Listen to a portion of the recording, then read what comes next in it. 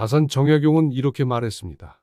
사람의 크기는 배움으로 정해지지 않고 마음이 얼마나 넓은가로 정해진다. 정약용에게 그릇이 크다는 것은 권력이나 재산의 크기가 아니라 감정과 생각을 얼마나 담아낼 수 있느냐의 문제였습니다. 그는 말했습니다. 큰 사람은 욕심을 이기고 작은 사람은 욕심에 이긴다. 그릇이 큰 사람은 세상의 모진 말에도 쉽게 흔들리지 않습니다.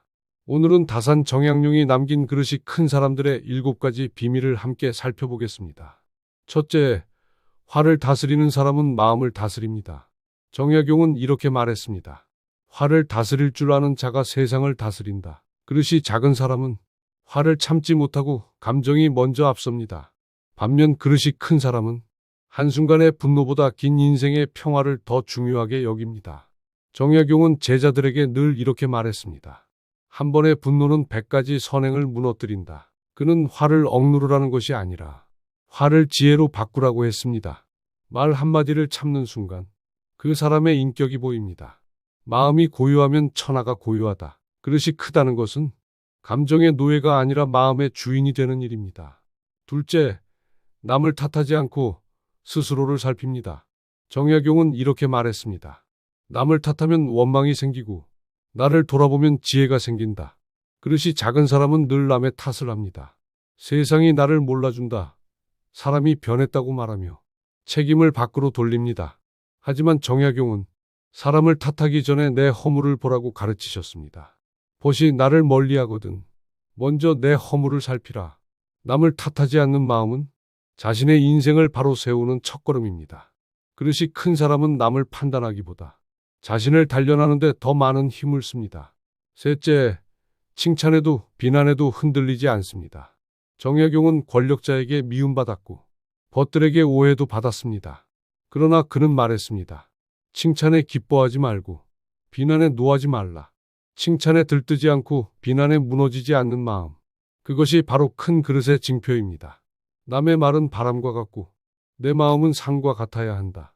그릇이 큰 사람은 외부의 소리에 귀를 닫는 것이 아니라 그 소리를 지나치게 들여다보지 않습니다. 스스로 옳다고 생각하는 일이라면 남의 시선에 흔들리지 말라.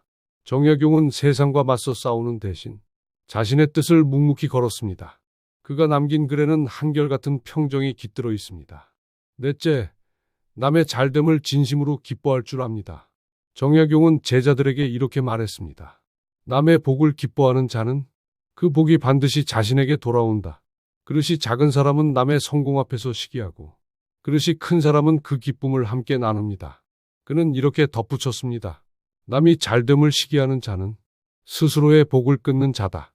남의 성취를 축하할 줄 아는 사람은 이미 마음이 풍요로운 사람입니다. 그릇이 크다는 것은 결국 비워낼 줄 아는 능력입니다. 가득 찬 물은 넘치고 덜 찬 물은 소리를 낸다. 큰 그릇은 늘 조용하고 겸손합니다. 다섯째, 욕심을 다스릴 줄 아는 사람입니다. 정약용은 말했습니다. 욕심이 많으면 의리가 사라지고 의리가 깊으면 욕심이 잦아든다. 그릇이 작은 사람은 조금의 이익에도 흔들리고 큰 그릇의 사람은 이익보다 도리를 지킵니다. 그는 세상을 떠나며 제자들에게 남겼습니다. 이익을 좇으면 마음이 가난해지고 도를 좇으면 삶이 부유해진다. 정약용에게 진짜 부유함은 가진 것이 많음이 아니라 욕심이 줄어드는 순간이었습니다. 욕심을 버리면 세상이 가벼워지고 마음을 비우면 세상이 넓어진다.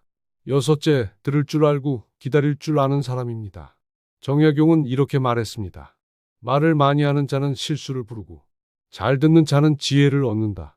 그릇이 큰 사람은 말을 적게 하고 들을 때는 온전히 귀를 기울입니다.